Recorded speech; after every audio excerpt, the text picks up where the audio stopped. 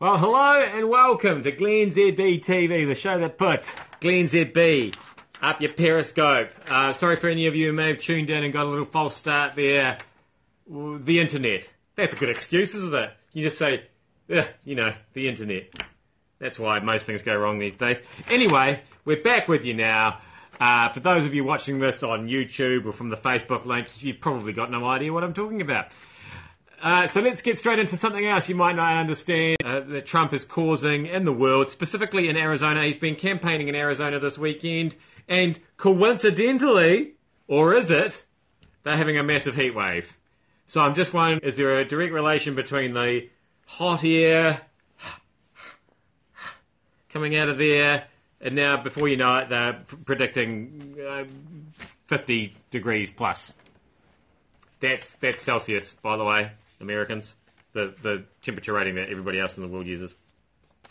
Now, there are questions that, as much as you want to, you should not answer. For example, when somebody in the newsroom out there says, so guys, on the Mike Hosking Breakfast Show, how are you guys going to cover the 1 year anniversary of the worst flooding Wanganui's ever had? You should not answer that question honestly. You should not.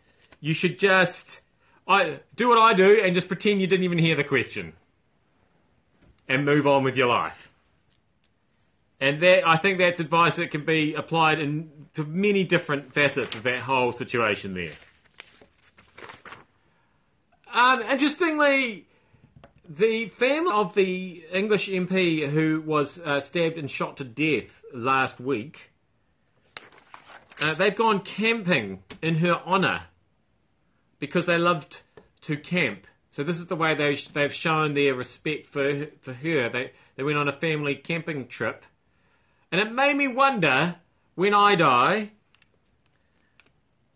which could be any moment, let's be honest, how will my family pay their tribute to me? And I just really hope that they all just have a... speaking of shuffling off this mortal coil, terrible news about the guy who played Chekhov in the new Star Trek movies, whose name, let's be honest, not many of us know. Anton Yelchin.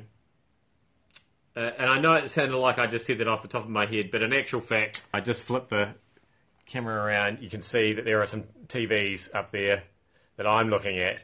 And as I went into as I went into that story, his name came up on the screen to help me out. Anyway, so yeah, he died, found pinned